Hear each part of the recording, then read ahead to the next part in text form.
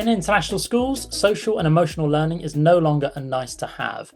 It's essential to building emotionally resilient learners. But how do we move beyond surface level approaches and make SEL a lived part of classroom culture, staff wellbeing, and home school partnerships?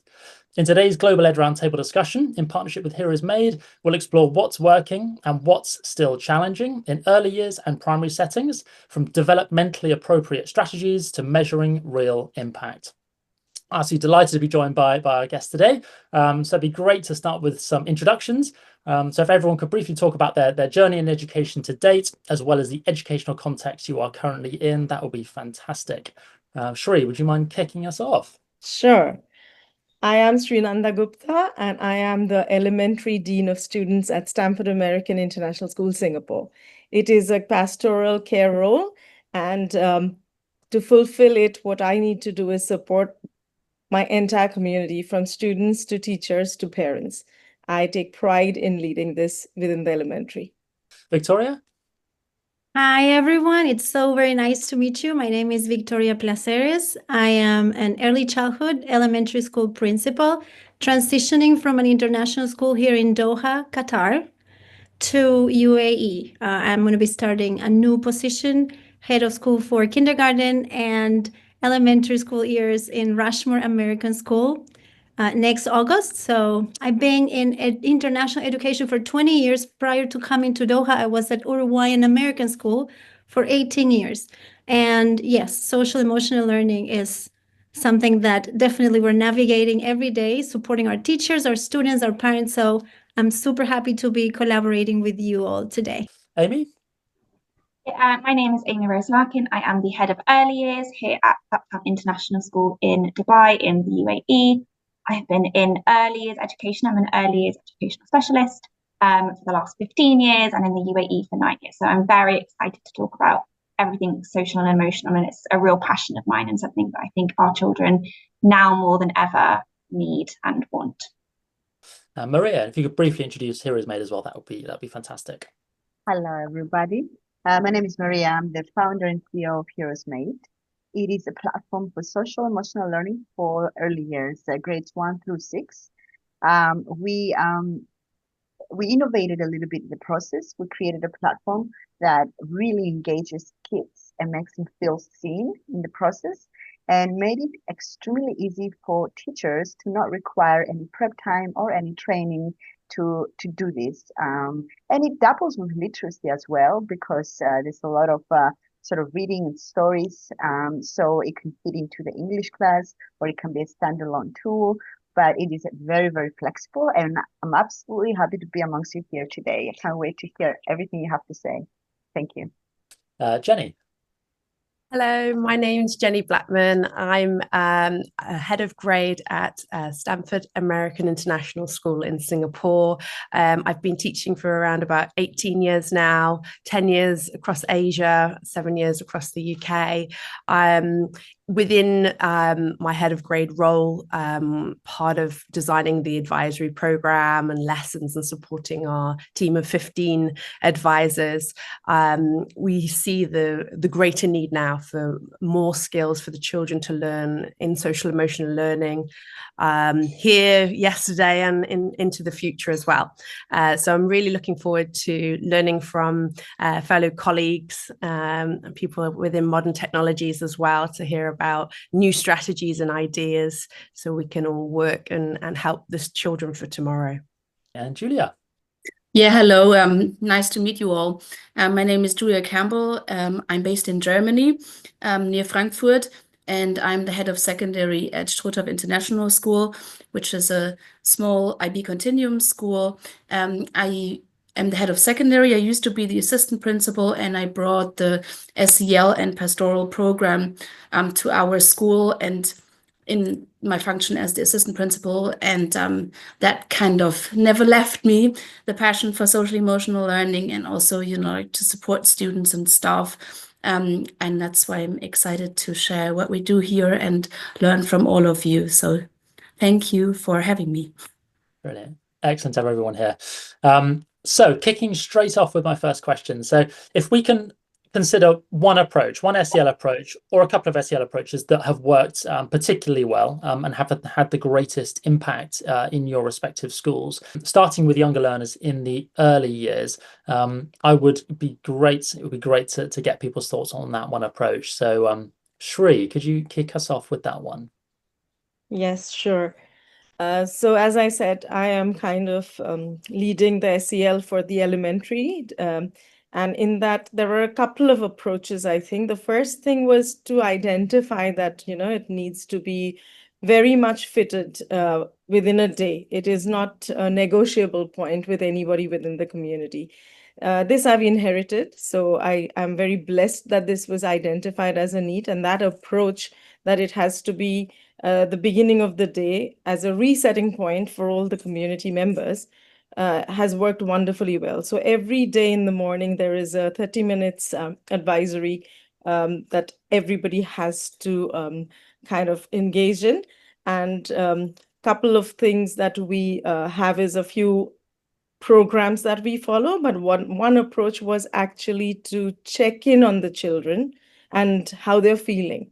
And it is a formal check-in. We use a particular platform called Scodal. It gives instant results of, how they're feeling with emojis and all, and you can filter it and track it. And that approach has helped us to be responsive to the kids. So if we can filter it and see how they're feeling, then the entire teaching community jumps in to actually see that there are no children invisible. We really, really have that 3-day window to follow up with all the kids. It is done on a weekly basis. So these are a couple of things. I can share a lot more, but I think to identify that this is no longer a negotiable point, SEL is not negotiable, and prioritizing feelings over anything else and helping students learn to learn. This approach has really worked in our setting. Thank you. Thanks, Shri. Victoria. So I would add to that she touched base on a couple of things that are key. She talked about consistency. It's done every week, correct? Yes. It's non-negotiable too. So it's structured and teachers know what is expected. Most importantly, students know what is expected. And that lowers down the level of anxiety and a sense of what's going to happen. What do I need to do? They feel much more assertive on what's going to happen through their day. They lower their levels of energy.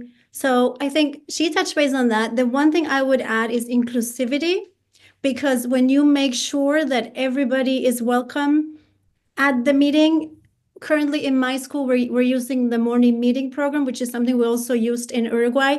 And I'm taking with me to my next school, Rushmore American School, because it is a program that allows the teachers to connect with the kids. As Shri was saying, teachers are able to hear them out, make them feel validated, make them feel valued, heard, seen. And that really creates the connection and the sense of belonging that it's crucial for students to learn, right? So if I would bring that up, the inclusivity piece is what I would add on what she shared. But programs like the morning meeting program nowadays, they're crucial. If you don't connect with your kids in the morning, you don't know how they're feeling, you don't know what are their needs, you're not present for them. You need to be present for them. And these programs allow us to do that. Amy Rose? Yeah, all such wonderful points. I think when we're looking at as well the earliest of early years children, so our kind of 3-year-olds and 4-year-olds, quite often when they come to school, they don't actually have the language or the ability to express those emotions that they're feeling. And they haven't got that clarity of, I know I feel angry, I know I feel happy and excited, and that differentiation between the emotions. So being able to coach them through and giving them that very specific emotional language is so important in the early years, because when you name an emotion, you can kind of help deal with it and help overcome it if it needs to be overcome. So really kind of talking them through the use of visuals and modeling. And I think, like you said at the beginning, Shri, is it's not being a separate thing. Those morning meetings are so important to kind of check in with them, but that constant kind of referring to emotions and how we're feeling throughout the day, make sure that it's not a separate entity, it's not something new or different. It is just, we always talk about how we're feeling. And that modeling as well, I think, is so important, and a strategy that is so underrated is if I say, I'm feeling really excited today because of getting to sit here and talk to all of you today. Or, do you know what? I sat in lots of traffic this morning, boys and girls, so I'm feeling a little bit frustrated. So teachers modeling that kind of outward sign of their emotions is so important for the earliest of early years, because they don't have that language yet. So we have to be able to give it to them if we expect them to be able to talk openly about their feelings. And Maria, with the schools that you've been working with, is there one approach that you've seen to be particularly effective in terms of SEL in early years? Well, the approach that we took as a company, it's kind of rooted in the DNA of how we learn. So what we've done is we have stories that have been written by experts on a platform. They're already prepared and they come with all their lessons already prepared. But here's what we've done that's really, really cute and different. Every single child at the beginning of the year, they have a chance to create their little avatar. So what happens is that when they're learning and when they're reading, they feel seen because it's them going through this lesson on their device. So they feel seen. This avatar represents them by name and by look, and that connects them to the lesson and it sticks really, really well. So we already know that story-led SEL works very, very well. We up the game by putting the avatars in, and we see that kids get really excited and it sticks. And on the teacher side, we wanted to make it so it's sort of it's no hassle for them, so they can log in and go. So every single lesson comes with multiple ways to teach it, anywhere from a 10-minute activity to a full-blown class if you want to do it. And we've seen that work really, really well. And of course, we have the check-ins as well, teach them how to, report how they feel in the morning, assessments, but all those are secondary. We focus on the story-led SEL, which of course is not only on the device. You read on the device, you put it away, and then the true magic happens through conversation in class and through activities in class that are already prepared by us. So that's from my experience, and that's how I raised my daughter as well, and she's doing so well. So that's my point of view. Yeah. Fantastic. Thanks, Maria. And Jenny and Julia, from an older years perspective, I'd love to get your thoughts on the approaches that have worked for you in your respective schools. Julia, would you kick us off with your setting? Yeah, I think I can add to what's being said. So we decided, especially after COVID, that we need to dedicate time, like to create a sense of belonging and to really like care for the students. So what we did, we also had like a morning check-in homeroom system.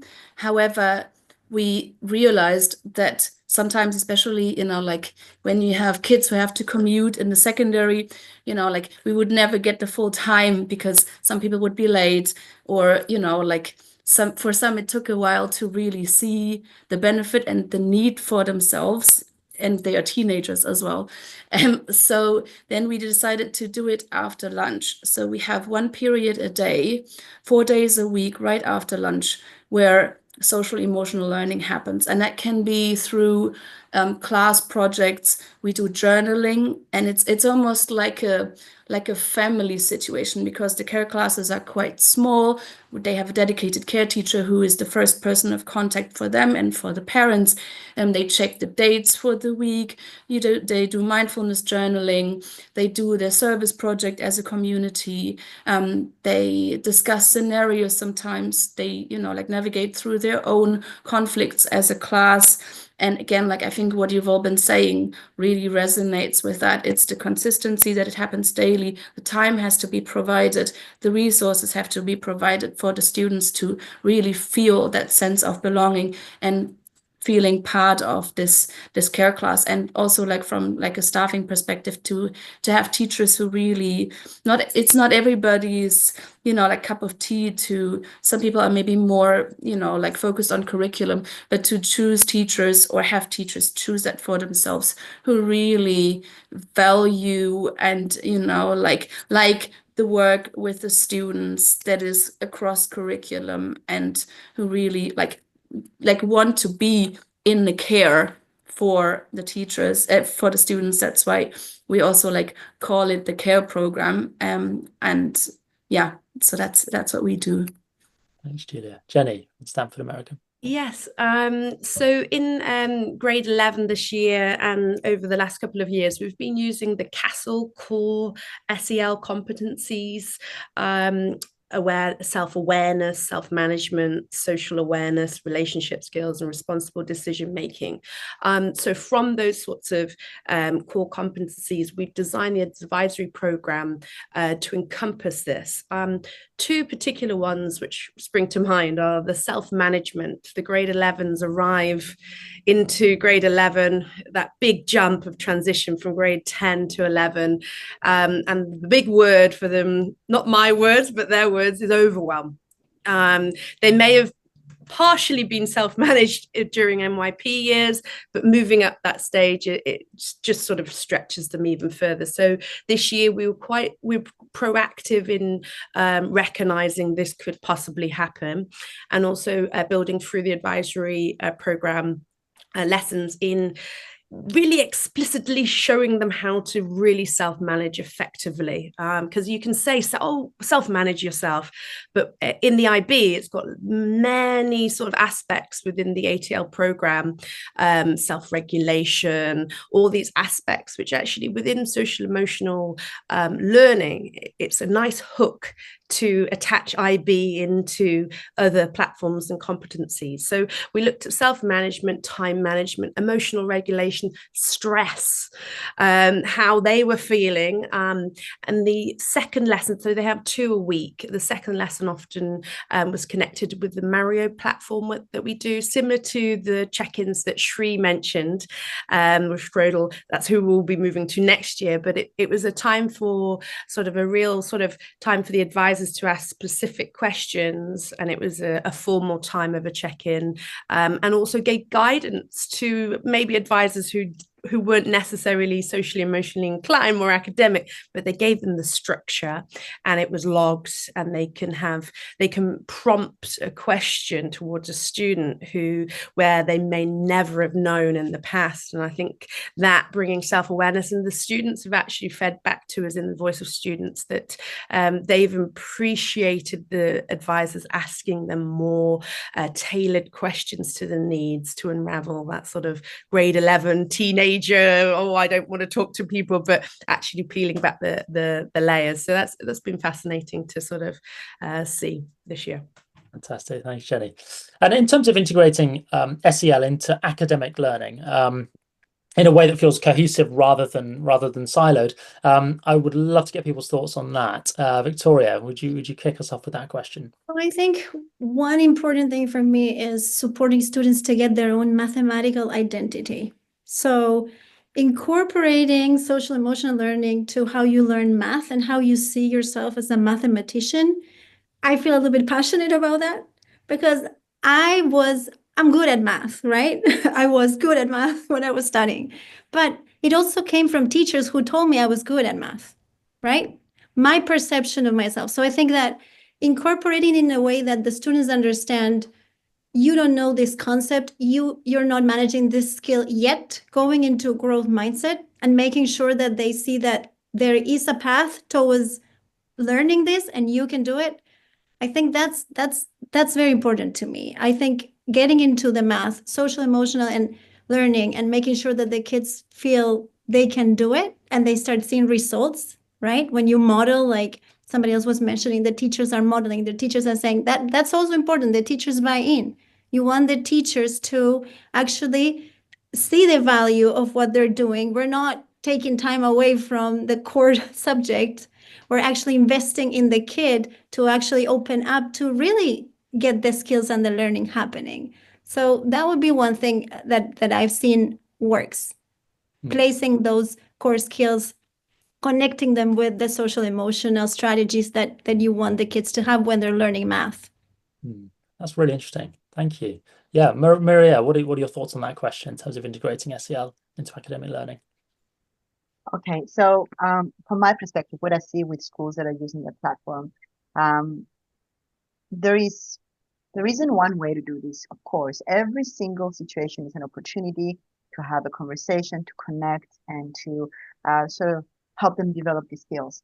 But because our program, and which is also Castell aligned, by the way, that's why I was very happy to hear that. We find that again, putting them into the stories and seeing themselves going through it, and also perhaps doing this during the English class, ELA class, English Literature and Arts, worked really, really well because they didn't have to shuffle to find another time. So similar to what Victoria said with mathematics, you know, there's an opportunity there, there's an opportunity within English, there's an opportunity within like so many subjects to bring this in. And it's just a decision, as long as they make room for it and they go in with an intention that they're going to expand beyond just what's in front of them and perhaps have this conversation that drives these social emotional learning points around the subject that they're learning. Now, for younger kids, you know, it's a little bit different because they're learning very basic things, you know, when they're in elementary. So we found that through English, that works really, really well for them. That's my perspective, yeah. And also, something I haven't mentioned, and this is something that we're very proud to do. We're allowing schools to have students write their own stories, and the winning stories are published on our platform.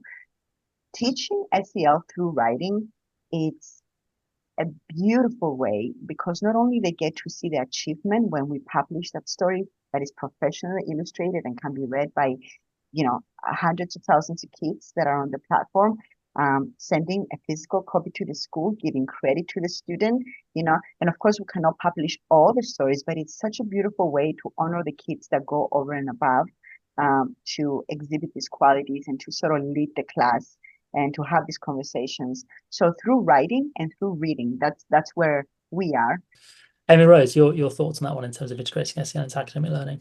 Yeah, I mean, we're quite blessed, I think, being in an IB school because the IB at its core has the ATL skills and the learner profiles, which puts, I think, that those self-concepts, like you were saying, like that self-management, the communication, the being open-minded and being resilient risk takers is at the heart of everything that we do. So it's making sure that it's not, while we do need to absolutely put aside that time to have those check-ins and those emotional kind of connections with the children, it's weaving it into every single lesson so that you're talking about being a risk taker and being resilient, because I think that, particularly in this day and age, is something that a lot of children, whether you're 4, 14 or even 34, but that resilience, I think, is quite a challenge for a lot of children.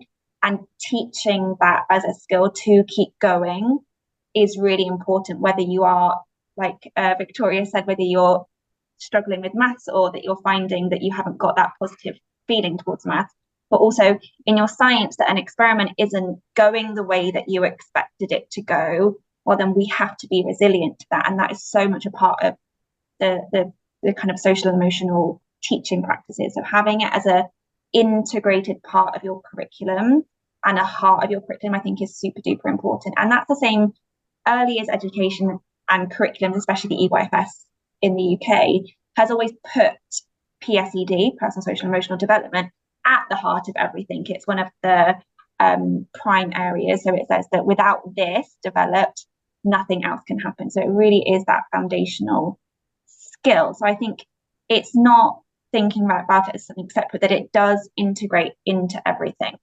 So yeah, I think as an IB, that's kind of at the heart of everything we do anyway, but it's being really conscious. And when you're kind of looking at, as a leader, specifically when you're going and observing lessons, are you looking to see the mention of those things? Are you looking for teachers promoting these kind of self-regulation skills, as opposed to I'm just going in to see how their math skills are, or that it's, as a leader, am I checking on it regularly to make sure that it's kind of at the forefront of teachers' understanding, which we do, which is great.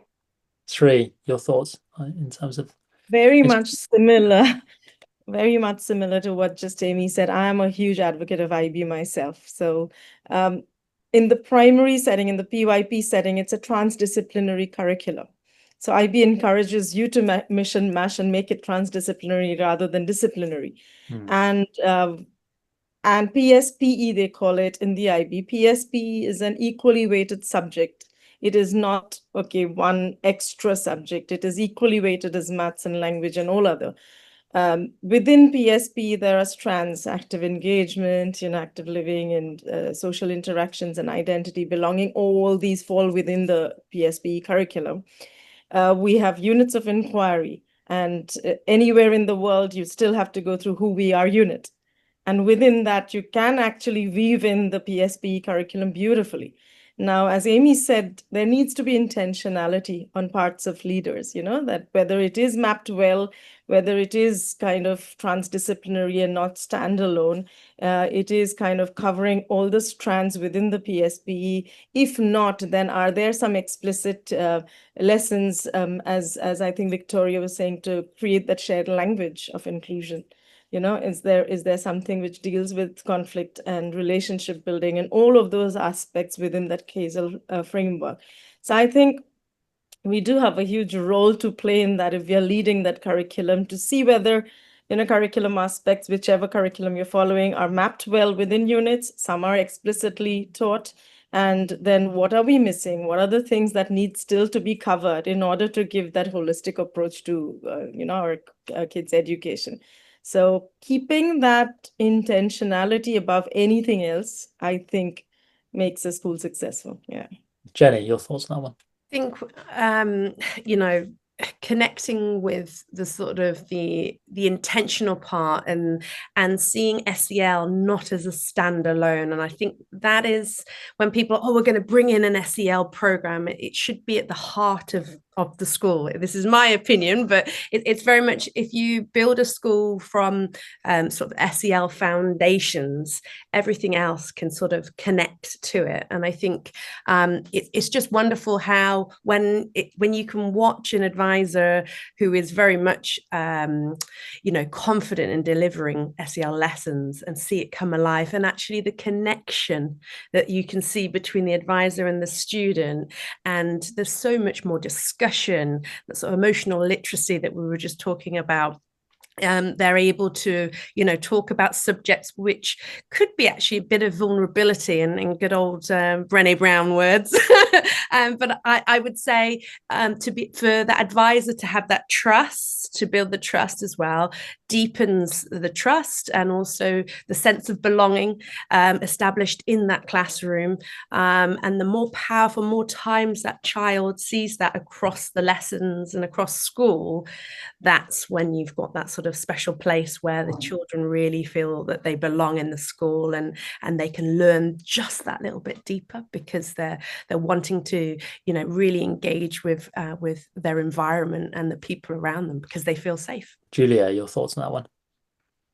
Yeah, I think I didn't realize until just now how fortunate we are in an IB system where this is kind of embraced and we're all speaking the same language. And I think that's really important across, like to not have it siloed, that the same language is used in the school community across the subjects. And I think with the learner profiles, with the ATL skills, with all that an IB education encompasses, that is the common language.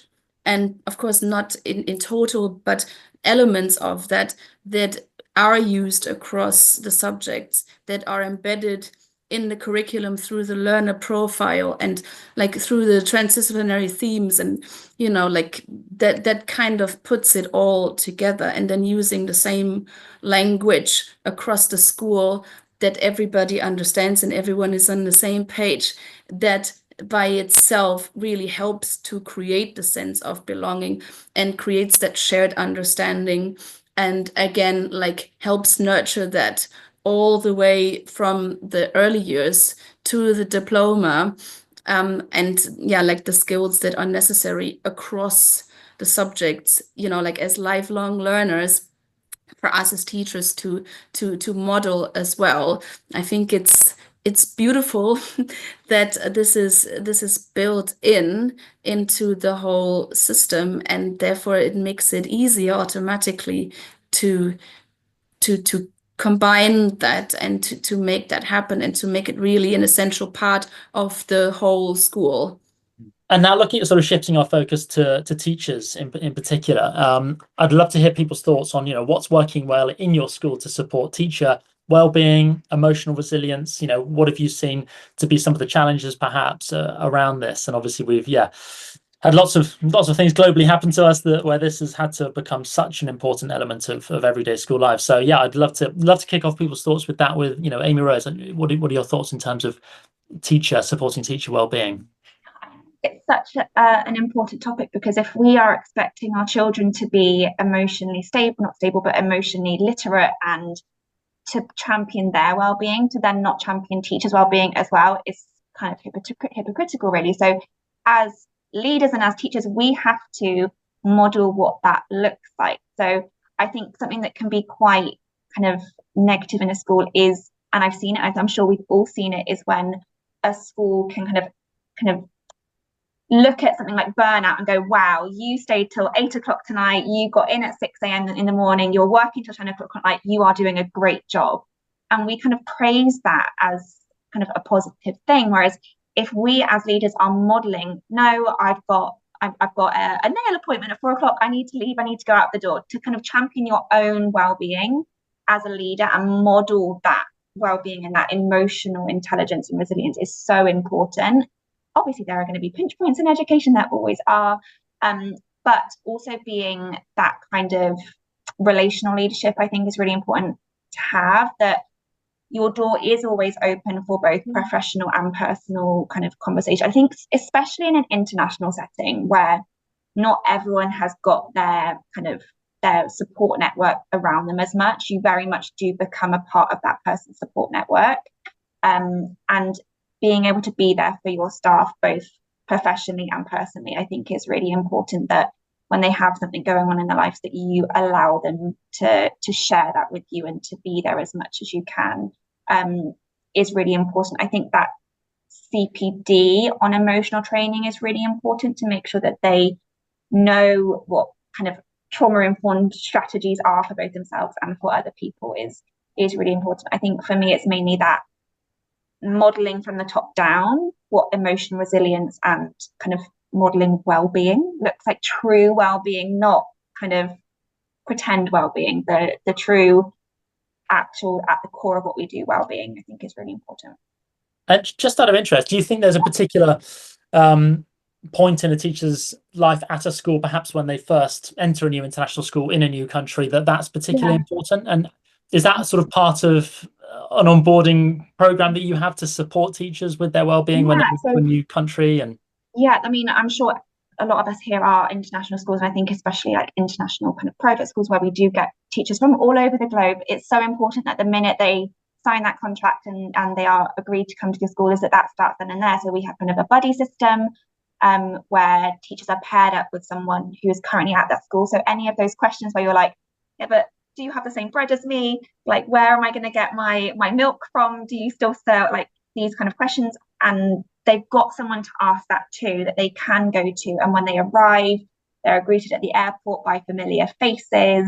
We always make sure that if they're going into work provided accommodation, that they've got the basics, like your milk, your bread, your eggs, all of those things, that when they arrive, they go, okay, I haven't got anything to worry about. We take them on their trip to IKEA, which sounds really silly, but when you're entering a new country, and I mean, I remember what it was, although it was 10 years ago, we all remember what that felt like, kind of landing in a brand new country, not knowing. But I think the thing, and I always say this to teachers, is it doesn't settle until you kind of are 2-3 months in. And I always say to teachers, especially when then you give yourself grace, you've moved country, you've moved school, you've moved home. There's not many situations where you do go through that amount of life-changing things.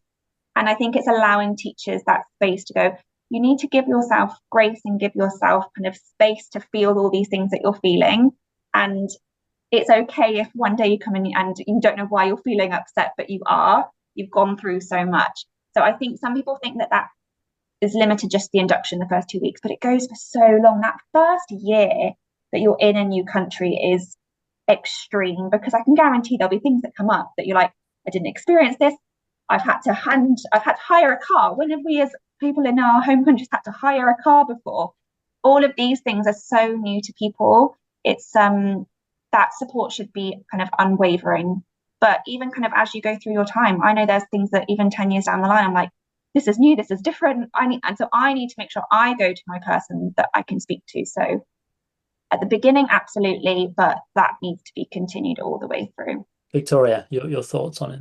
I was saying yes to everything Amy Rose was saying. I actually got the trip to IKEA myself when I arrived here in Doha, and it was very helpful. So yes, from the moment you send someone to pick the new teachers at the airport, right? And then a couple of things I was going to add to that. First, it's setting them up with a buddy, with a mentor system that will be there for them no matter what time or when. The connection with the HR person from the school is very important, like having Zoom meetings and knowing who this person is and getting very clear what are your requirements for your visa, for your work permit, for everything, because those things you have to start with a lot of time, right? It doesn't happen one day after the other. And even when you go next door from Doha to UAE, I'm telling you, you have a lot of work to do. And then once they're here, something that worked really well in both the international schools that I worked with, is having a critical friendship system in which the teachers can actually trust each other to observe each other from more of a coaching perspective in a non-threatening way. They get a sense of connection with this other teacher. If it's a big school, like you have at least 4 or 5 or 6 sections per grade level, it's perfect because you can partner them within the same grade level, and then you have your grade level leader running that mini critical friendship program, and then that helps with stress relief. That helps with sharing strategies that work with students in one classroom to the other. That helps with adjusting planning or recommending resources that as someone who's been in the school for a longer period of time are available and might help this other person. It helps in so many ways. So critical friendships, I'm a huge fan. And I just ran my survey here at Vision International School with my teachers to see how they felt about that. And they had very good, very positive impressions, and they do want to continue even after I leave. My early childhood program here, they're going to start it next year with the new principal. So I think that's something I would highly recommend, because it's not just you, the administrator, visiting the class, which sometimes people might not ask because you are the principal, and they might feel a little bit, they don't have the same level of being comfortable with you, because at the end of the day, they feel evaluated, right? There's the principal effect. But if you have a critical friend, then that's different. And then all we ask is they set up the dates that they're going to visit each other and let us know so we can sub for the classes. And that's all. I don't want to see what your critical friend told you, what they like, what they thought you could improve on. That's between the two of you. And I think that's been a very valuable experience. Maria, your thoughts on supporting teacher well-being there? Yes, unless the teachers are feeling good, it's going to be quite hard to show students how to do that, right? And how to manage itself and all this, relationship skills and everything. Like from my perspective, of course, everything that I shared, it's amazing, and I'm glad that there's all this extra activity happening in supporting teachers. But from my perspective, as a founder of a product, my intention was to make this product so simple. And I think it's not just about this product, but to provide an easy way for them to be able to do this without having to necessarily be trained or become like a psychologist or feel like they're in waters where they don't know what to do. So by giving them the tools to be able to touch on this subject daily without them second guessing themselves or not knowing how to do it. And I understand that the IB program is structured quite differently. That sounds brilliant, how it sort of weaves it through. It should be like that everywhere. So yeah, my perspective is, and what we're doing is making it so simple and so, I guess, not scary for them to do this, because teachers come, and this is what we find, like, of course, in private schools, there's a slightly different adaptability when it comes to technology or new things and all that. But we find that in general, there is hesitation to adapt or to change certain systems, right? So we wanted to make it so simple so they feel like if it's easy, I can touch this, I can do this, and I don't need to spend 6 months training on this. But the first and the most important thing is them feeling good. So once they feel confident, once they feel like they can manage themselves, once they can model that behavior, then everything is possible, I think. Yeah. Thank you. Thanks, Maria. Shri, your thoughts on that in terms of teacher wellbeing at Stanford American? Yeah, at Stanford American, there are a lot of intentionalities in place already, and I'm very lucky to belong there. Starting from the recruitment process, there are questions on SEL and well-being within the questionnaire itself. Moving forward, as some of y'all were saying, that we buddy them up, and there are welcome ambassadors who will keep in touch with you way before you actually arrive in Singapore. Once you arrive, there are things like nature walks and amazing race and all those fun activities already arranged so that you can bond in your teams. Orientation program is very mindfully done. I have worked for 23 years now, and I've never seen such a strong orientation program before. This is like a full 10 days, 11 days orientation. So it's very slow paced. It's not jammed into 2 or 3 or 5 days. So every day you have your own time. So you are doing certain trainings, you're doing safeguarding, you're doing whatever HR processes, you're doing other things, and then you have a chunk of time given so that you can really be mindful about designing your own classroom. So that really helped me when I came in the beginning. Small little things are done. I don't know whether I got lucky or whether it is designed like that, but Singapore rains. It rains every time. So the laptop and the umbrella was sent to the hotel within half an hour of arrival, which felt really, really a personal touch for me when I arrived. Things like that. We have voice of employee. We have a day when we give them a massage for 30 minutes free of cost. So the school pays for the massage. We will pair them up and do the collegial observations that you were saying, but that is done in a very, I don't know, it's formal yet informal. We call it Let's Talk. That's your appraisal program, but it's not linked to your salary or your, raise or anything. It is just let's talk about what are the blockages. Let's talk about what are your goals. Let's talk about what are the pathways. And that happens thrice. And leading a team of 53, it's overwhelming for me actually to do it thrice. But it is so fulfilling by the end of the day. I line manage all the teaching assistants. So initially when, they were setting their goals, they did not even know how to align the goals to what we call our spec, which is the goal setting. And then I said, this is not suitable for them.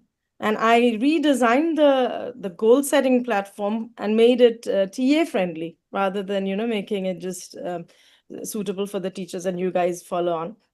So those are things when you give them feedback. Top leadership is very much relational. Top leadership is very much the ones who are doing the role modeling. Like they listen to you. When I go to talk to the superintendent, and I just mentioned at the end of the year, you have to say a thank you to the teaching assistants, calling them teaching assistants, because last year's feedback was that they felt not included. Though you said teachers and it is an umbrella, they needed the specific call out. This year he did. He started the speech by calling them out, saying that, we are the pillars, teaching assistants are the pillars. So these are things which are mindfully, done. And I think, again, like small little things to big little things, that intentionality matters. And I think as leaders, as you all were saying, we have to do that very intentionally. What is working? What is something to cherish? What is something to check? Yeah, so those things are done well in our school, and I'm lucky to be here. Thanks, Shri. Julia, Stratford International School. Like what we've been doing, we had a teacher well-being as one of our focus for the professional development plan. And so we did a lot of data collection on, like what the teachers need to feel valued and what is important for their well-being. And it was quite interesting, like what the outcome of that survey was, because what was important to them was very clear, streamlined processes and policies. And, like that they were aware of, okay, like what's the realm within which I'm, supposed to do what are the steps? And again, like in order as teachers, we have to make a million decisions a day. And that's what's part of the draining, like element of the job and what affects well-being the most. So what they were basically advocating for, which makes total sense, is very clear policies and everybody being aware of those and everybody being aware of the steps that have to be taken in certain situations. And then again, like from the leadership's perspective, the backup when those enforcements happen, and like the trust that there is the support. And I think that was interesting for us to find out that that was a major well-being factor, and also clear job descriptions to know who to go to for what and who is responsible for what, and to just minimize all of the extra stressors in addition to an already very difficult profession. And again, like that seems like a very clear thing to do, but it wasn't that obvious to us. So that's what we spent a lot of time on, then streamlining everything and creating this awareness, and also like clear paths of what to do when, and that impacted the well-being. And then of course what's been said as well, to be an active listener and to be approachable, to be available, and to be authentic in that as well, and to like when you're not having a good day, like as the leader, then that's fine as well, like, and to be true to yourself and to allow everybody to do the same. I think that was the most impactful in terms of what came out of the professional development plan and the surveys in regards to that and the changes that we made. And then of course, like some incentives. We have Teacher Appreciation Week that is entirely organized by the PTO. They go all crazy with all kinds of things. That's obviously welcomed, and like feeling appreciated and acknowledged is very important for well-being as well. And yeah, like this whole community sense, what we are trying to create for the students, that the same goes for the staff as well. Yeah, like exactly what you said, Julia. It's like, sorry, I know it's I'm interjecting here, but we expect like students to feel seen. Teachers need to feel seen as well. They need to feel appreciated. They need to not just teach everybody, really. I mean, we need to take time and acknowledge each other. I think that's how we create a better environment in every situation, schools, homes, everywhere, right? So it's very, very important, because so many of us, a lot of people feel like they're appreciated, they're not seen, they're not valued, that nobody understands, how much they do, or, just a little bit of going out of our way to say thank you to each other, to sort of highlight how wonderful something is. I think it can change someone's life. So it's very important. Yeah. And that power of leading with vulnerability as well, right? If a senior leader is not having a good day, but to not put on a brave face, but actually to be vocal about that, to say maybe how they're feeling in a really honest, empathetic way. I think that's so powerful, isn't it? And that will drip you down, and that is a strength in itself, right? And no, that's great. Thanks, Julia. Thanks, Maria. Jenny, your thoughts on that one in terms of teacher wellbeing? I've done quite a bit of research in this in my previous role in career. I basically helped develop health and wellbeing curriculums and looking at and sort of analysing wellbeing. What is wellbeing? That sort of multifaceted tone and term. And it's really interesting hearing how different perspectives and the needs of everybody, because everybody, just like our learners, are individual and personalized. What I need as quite a physically active person compared to somebody who's maybe just likes to sit and read a book, all those needs are quite different. And at Stanford in the high school, there's also that sort of sense that many of you mentioned about gratitude, appreciating teachers, but also showing gratitude, either students to the teachers or even parents or leaders to the teachers as well. And there was a lovely time this year, and it happened previous year as well, where the PTA come and deliver a cup of tea or coffee and croissant and some fruit as well. So we've got the healthy and the non-healthy sort of sides of the trolleys, and they come and visit all the teachers who are teaching in the classrooms. And obviously we're quite a large school, and they come and deliver and thank you so much. And just those tiny little things, as when you're in the middle of a science lesson, you're teaching, oh, oh, would you like a cup of coffee? I say, yes, I do need that. So that's a little sort of sense of gratitude.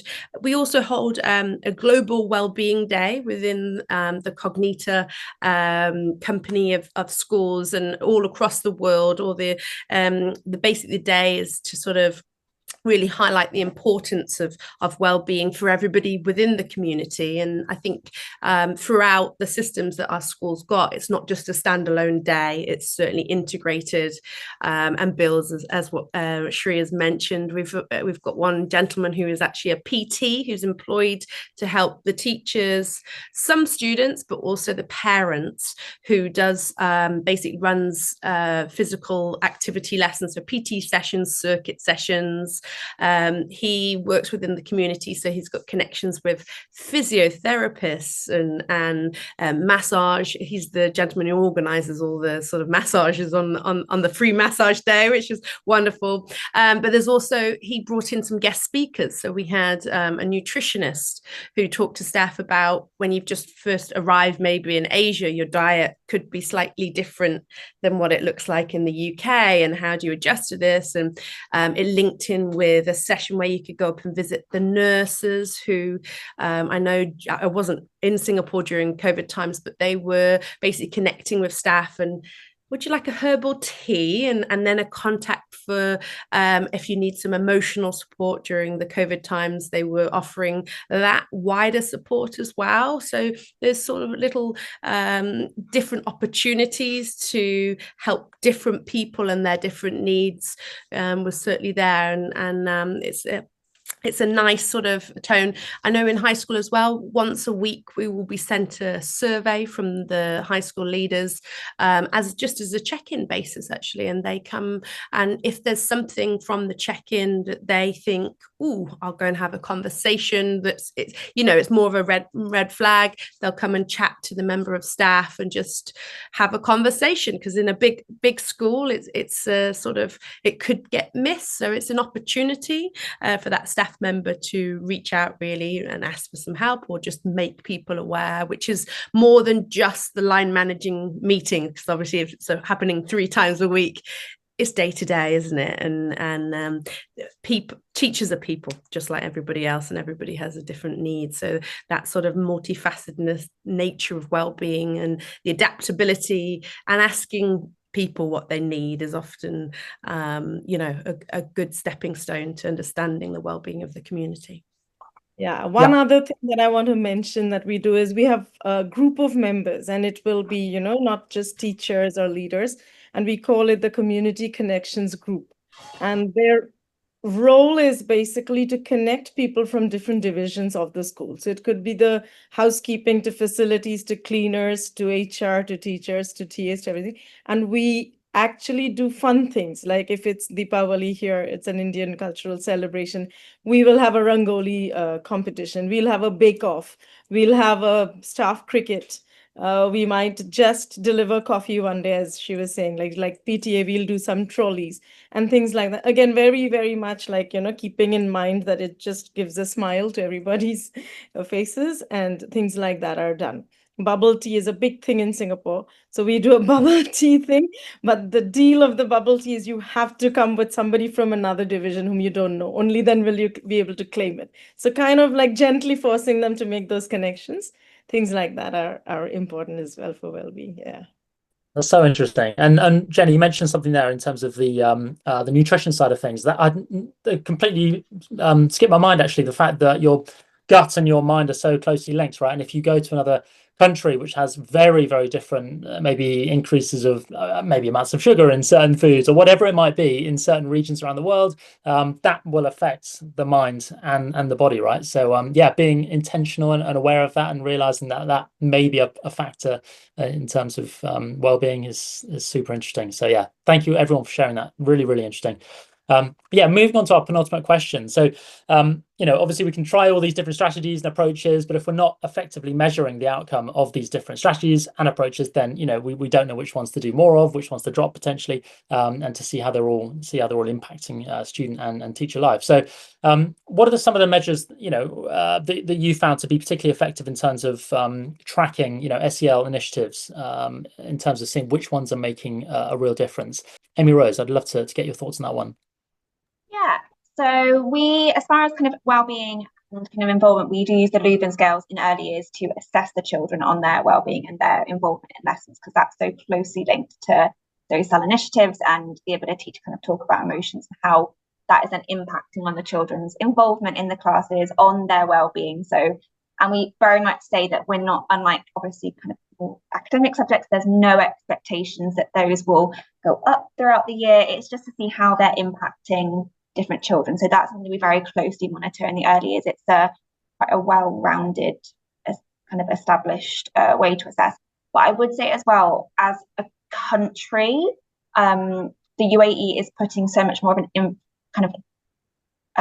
emphasis on well-being. So well-being is a part of our school evaluation, and it has its own section of the school evaluation. So we are constantly monitoring and evaluating each kind of strategy that we're using as a part of our ongoing kind of school improvement. And KHDA, who is our kind of governing body and the people that come in and inspect us as schools, specifically come and kind of do deep dives into well-being, which obviously is so closely linked to SEL, in every school. So we as a school have to provide how we're monitoring and evaluating different strategies. So things like student voice, pupil voice, surveys, learning walks, all of those kind of your standard quality assurance tools and techniques, but done to monitor and evaluate our well-being and our SEL kind of aspects.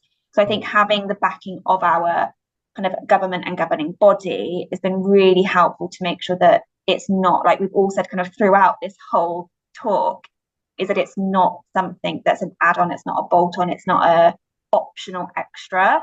It is and should be held at just a higher standard as our English, maths, science attainment and progress. So I think having that as a part of our kind of school evaluation and as a part of our ongoing improvement plans has really helped as a whole school make sure that we are continuing to use those fantastic quality assurance techniques that we all use for every other part of our kind of job and as a part of the school, with that focus on social, emotional and well-being aspects. Next year as a school, we're bringing in, like a lot of people here are bringing in something called UHQ, which we have a whole well-being team that work on that.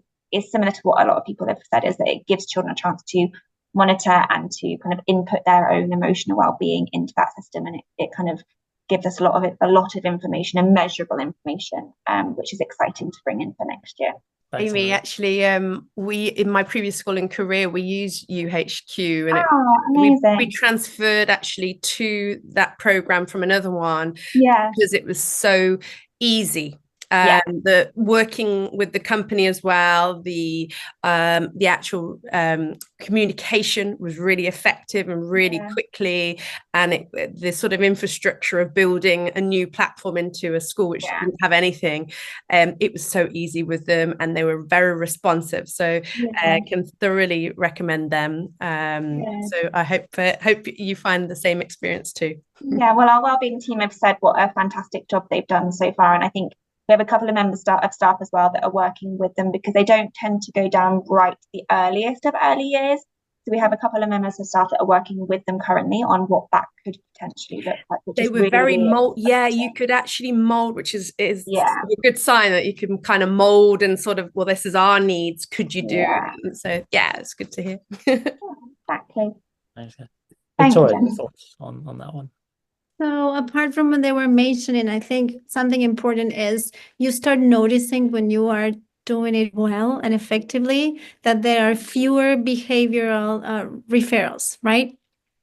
That the students they're solving conflict from another perspective. They can talk, they can, well, from the little ones, that they can name their emotions and then brainstorm with you. What are the next steps to solve this? What can we do now? If this happened, oh, my balloon just popped. How can we figure this out together? Let's just find something else that is going to be as fun as playing with a balloon.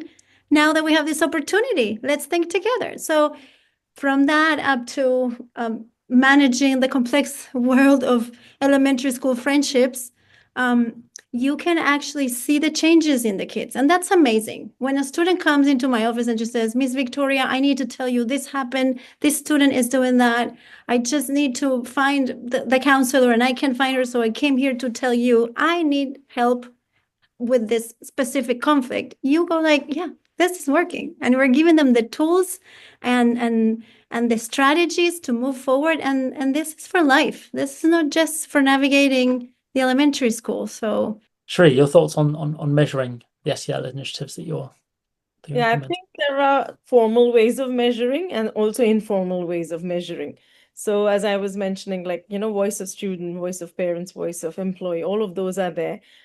We are very, very sincere with SCOTL, the well-being check-in. I actually design the question every single week for the entire elementary. So I kind of see what the need of the week is. If there's a big event coming up, or if there's a map test coming up and they're getting anxious, the question will be designed on anxiety or something like that. So it's catered to events. And again, we kind of map the advisory program, SEL program, quarter by quarter to see what are the big events, what are the things that are needed to be addressed, and hence the questions are aligned.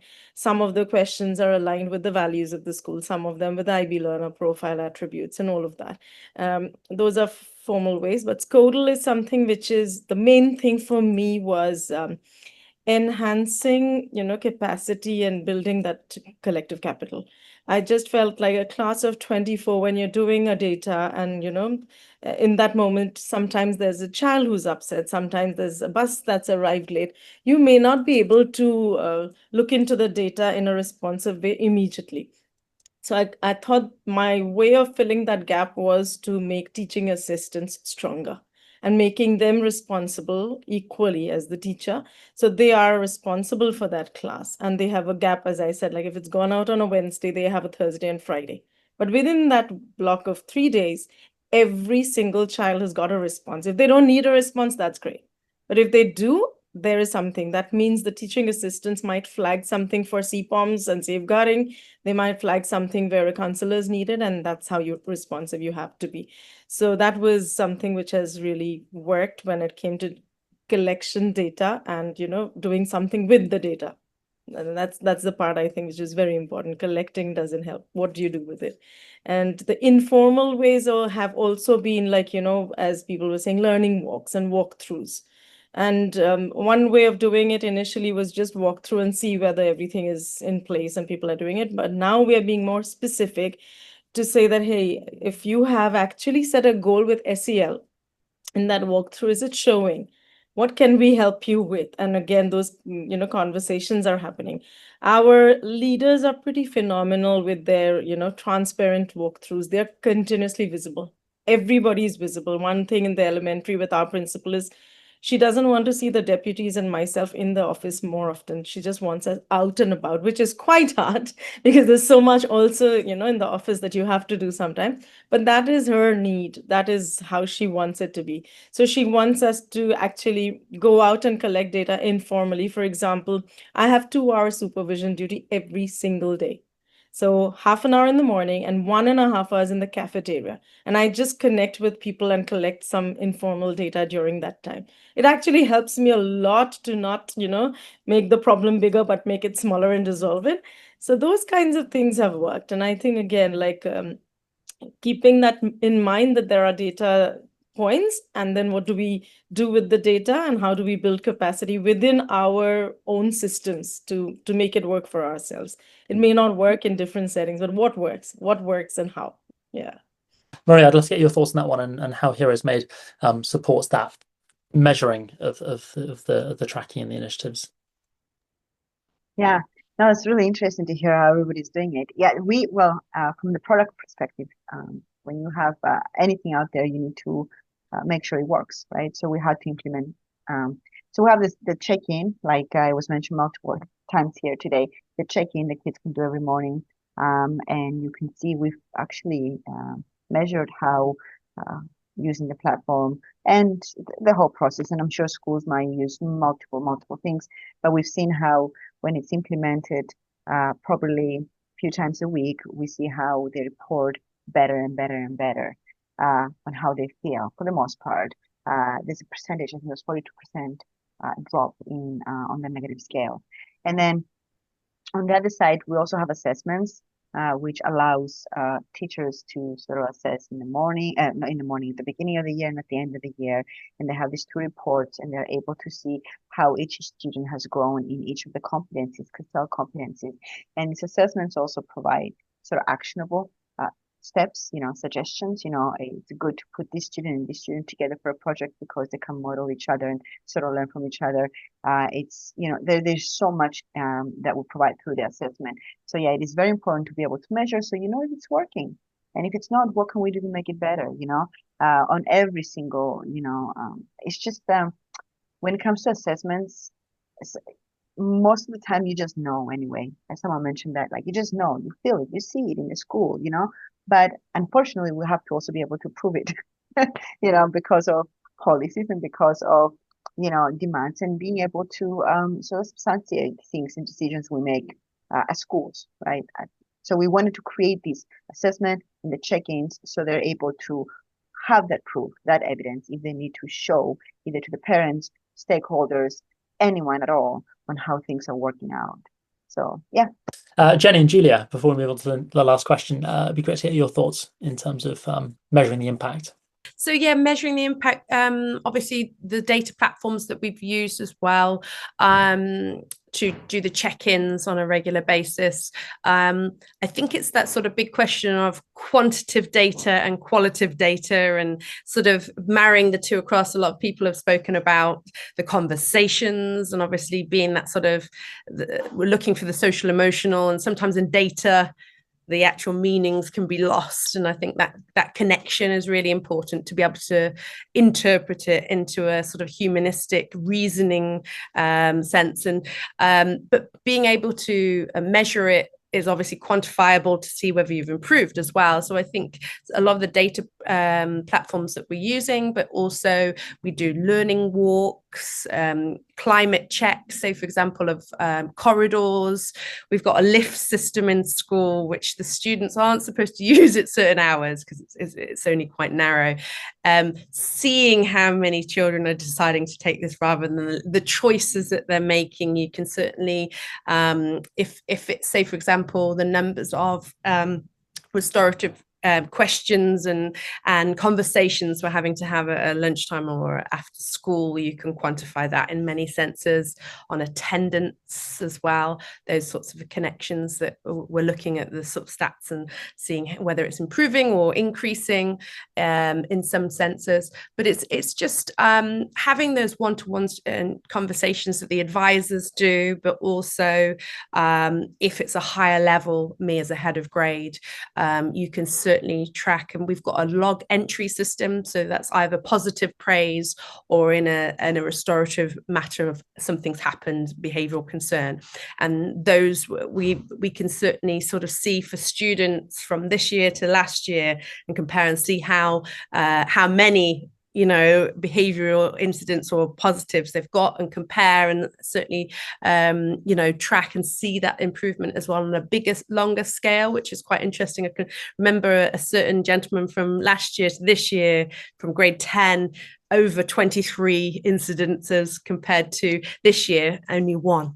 So that it's this, even though you have lots of data and sometimes it might look positive or negative in some senses, it's actually the individual stories of those individual students and how they've overcome something, which I think is really vital in measuring, the improvements, but also remembering that they're children at the end of the day, whether they're 16, 17 or 5 years old or 2 years old. It's you can certainly measure it in data, but you can also do it in the sort of qualitative, and just from observations of children's actual just human development is interesting. Yeah, exactly like Maria said, right? You just get a feeling that there is something beneficial happening here, but it's sometimes harder to track, isn't it? Yeah.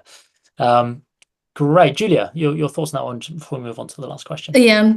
So like our motto is everyone reflects at the school. So we ask the kids to reflect about everything, but also about our care program.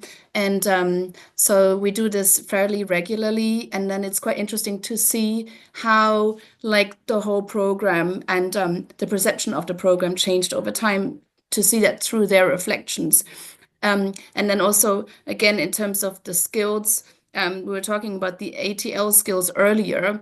Like the kids do self-evaluation of also the effective ATL skills, and to see the improvement there, that they feel that they can manage themselves better, or they can manage their time better, and to see that development over time. Those are indicators. And then, of course, like we have the surveys, we ask the kids and the parents as part of like what was been mentioned before, the accreditation agencies and the protocols that are followed there as part of the evidence collection, and the well-being elements of that. So that's how we quantify those developments. And it's interesting and nice to hear when people come into the school who are not really affiliated by the school, like the feedback that you get from them about the atmosphere in the school, and about, like the warmth and the welcoming atmosphere. And I think that's probably, hopefully, that's one big achievement of the social emotional program. And it's nice to hear as like an anecdotal perspective when people who come to the school and visit the school, when that's the impression they get. Thank you, Julia. So yeah, moving on to the last question. So which feels most urgent to address in your individual school context, would you say? Would this be, growth mindset? Is it resilience? Is it emotional regulation? Perhaps anti-bullying? Is there one element that feels a top priority for you guys right now? Amy Rose, what are your thoughts on that last question?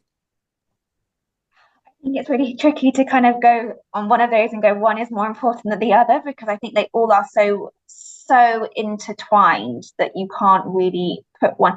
For me, I think especially being so young, I think that emotional regulation, I've seen a real shift, especially in the last kind of 5 or 6 years since COVID, since the amount of kind of tablet and devices that children have access to and are using on not just a daily basis, but an hourly basis, and how addicted children are. I think that's the best way to describe it, to devices, and then the impact. There's been lots of research that have come out recently on the impact that has on their emotional regulation. So I think for me that is so central to everything else, is that if they're well emotionally regulated, they can build their resilience, they can have a better growth mindset. They're less likely to, because when children are bullying the bullier, quite often it's come from a point of dysregulation and an inability to regulate their own emotions, that it comes out in a way that's not obviously positive and not good. But that emotional regulation, I think, is so important, and so kind of at the heart of all of it, that's what it comes down to. So building in techniques within every single classroom that helps children to regulate their own emotions and talk about their own emotions, and being able to kind of spot the emotion, feel the emotion, sit with it, and then move on, I think is really important. And having parents on board with that is the only way that you're going to get emotionally regulated children. Because if then they're not doing it at home, they're not going to be able to do it at school. We can do the best we can in school, but we have to have parents on board. And I think that's really the aim for us anyway, and making sure that the parents, because I don't know about you, I hear so many parents, and we hear it themselves, where they go, a child will be upset and they go, you're fine, don't worry, you're great, carry on. And you go, well, let's unpick this. I mean, obviously not, you don't always have every minute to kind of go, right, let's spend 20 minutes unpicking this feeling right now. But when you can, is going, well, let's talk about it, let's unpick it. If your child's feeling unhappy, well, let's talk about why that feeling is there and go, it's okay to feel unhappy, it's okay to feel sad and upset and angry. They are all valid feelings, but it's how we overcome those feelings and kind of move past it that's really important. So yes, for me, it would be the emotional regulation, because it's just so central to everything else. Thanks, Amy Rose. Maria, your thoughts on that one in terms of priorities with the schools that you're seeing? Oh, yeah, same with Amy Rose. Like, I don't think one is more important than the other, but it starts, I guess, with emotional regulation. Although we started this venture because of bullying, we feel like, okay, so bullying, it could be something small, it could be something big, right? But it doesn't really matter how big or small the situation is. Kids develop mechanisms where that might cause them to lose trust, to feel like they're not welcome, to feel like they're scared. Of course, they can't focus in school when they don't feel like they belong in the class, right? In the environment. So our heart started, we started this because of bullying. And unfortunately, it's something that comes to my attention a lot. Still to this very day. It seems like it might be sometimes because kids might just run to that word to justify everything that happened. Like we have to be a little bit, cautious on what we consider bullying. But if someone is getting hurt, or someone is not feeling welcome, or someone's confidence is gonna tumble, because of it. So for me, it's emotional regulation and bullying, but everything is the growth mindset too, that's the only thing they're going to have to bet on. Like, it's a hard question to answer. I'm going to let you guys say that you work with kids. You let me know. Victoria, what are your thoughts on that one? That last question. I think that if I went to think from the early childhood perspective, I would be with Amy Rose. I would start with a self-regulation and finding the emotions you need to identify to see how we move them out of that space, right? But if I'm thinking more into the elementary school culture, and your aim is to create an environment where everyone feels safe and feels included, then you're going to go into the bullying prevention piece. Because if people feel that they're excluded, right? We were talking about navigating friendships in elementary classrooms and in the hallways. If they feel excluded, that's going to really impact them, and they're not going to be able to, regulate their emotions and move forward from them, or being resilient, or really process what growth mindset is. So I think that's where I would start if I see the school system as a whole, right? And then I would move into the others. But I completely see what Amy Rose was saying and what Maria was saying. She started because of bullying, so she was in a different stage, and she was looking more at the system as a whole, right? Jenny, your thoughts on that one? Okay, I'm very much in line with everybody else in a sense. I think each one of those, emotional regulation, resilience, growth mindset, bullying, they're all aspects. I'm going to go one little stage further, and when I think about sort of the bigger picture of all these sort of components, and I'm going along the line, I'm going to introduce this next factor of, if we invest more in supporting children, but also everybody's mental health strategies.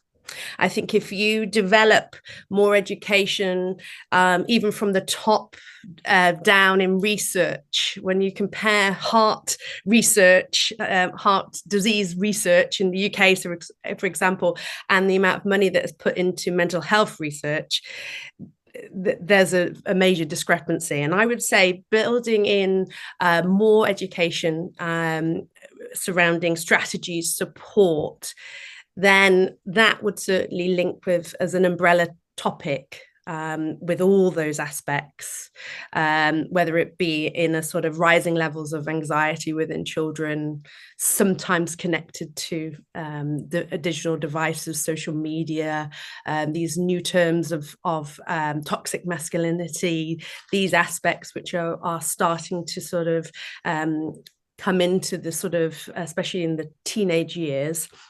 I think addressing that term would certainly link and encompass all of those aspects that you've mentioned, and also with a sort of positive outlook for that growth mindset of, okay, what skills do we have? What are our next steps? How do I manage this? Shri. Again, a very difficult question, Max, but I'll go with everybody. It is very hard to pinpoint, I think. But if we look at all parts or all dimensions of just being human, I think the one thing I can stick to is self-awareness. And it comes much easier probably for adults than in early years, but ultimately it boils down to being self-aware. And with that said, again, we are trying very many things, but one thing that is working in our favor in the elementaries, we've introduced chimp management program, which is again something that they do in the corporates. We break it down into those basic 10 habits, and we continuously tell the child that you're different from your behavior.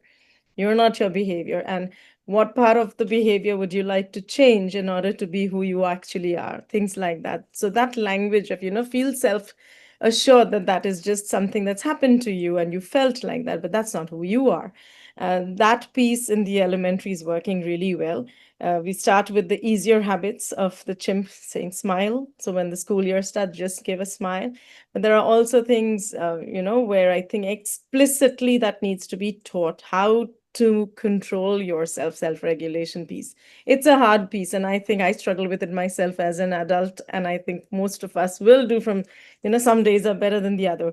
But if we can, from a very young age, give them time to slow down and think, as somebody just mentioned, I think, I don't know, I can't remember who, but the reflection piece.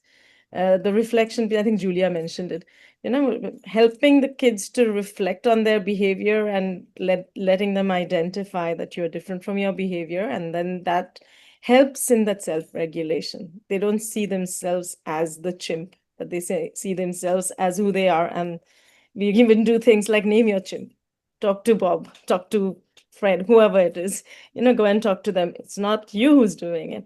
And I think for me, the self-regulation would come above all else when it comes to goal setting. All the goal setting for what? That can also be set to, goal setting in order to self-regulate, goal setting in order to not bully or be an upstander, and all of that. I think I'll pinpoint to self-regulation. I don't know. It's a hard one. I don't know what This to is a tough say. one. Maria, you got your hand up there. Yes. Yeah. That is so interesting what you said there, Shri. And I have a question for you, and I'm genuinely curious. When you separate who they are from their actions, doesn't that sort of take away the responsibility, which is one of the pillars? And how do you do that? And I know this is not part of the discussion. Perhaps you can answer in an email to me, because I'm very, very curious about that. It's kind of like giving them, I would think, of course, every kid is different and there's so many different elements to this, but I would think that it would give a child that has behaved or said something bad a way out. Oh, that's not me. That was just my behavior.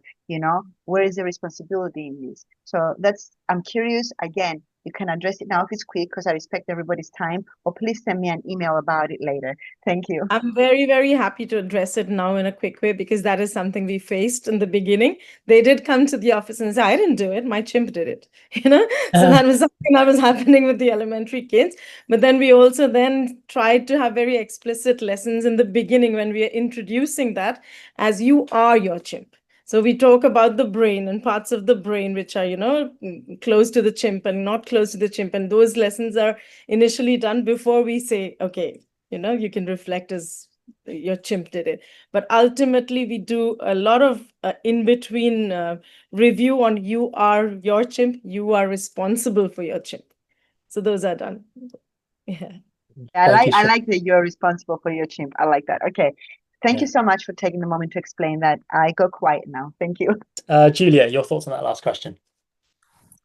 Yeah, I think it's a lot of has been said already. I think what needs to be taught, in my opinion, are tools again to respond to all different aspects that have been mentioned. And I feel that like the self-awareness is really important. And I would argue that self-awareness is a skill that is very underrated, and that even a lot of adults, they may think that they are self-aware, but everyone has a lot of blank spots.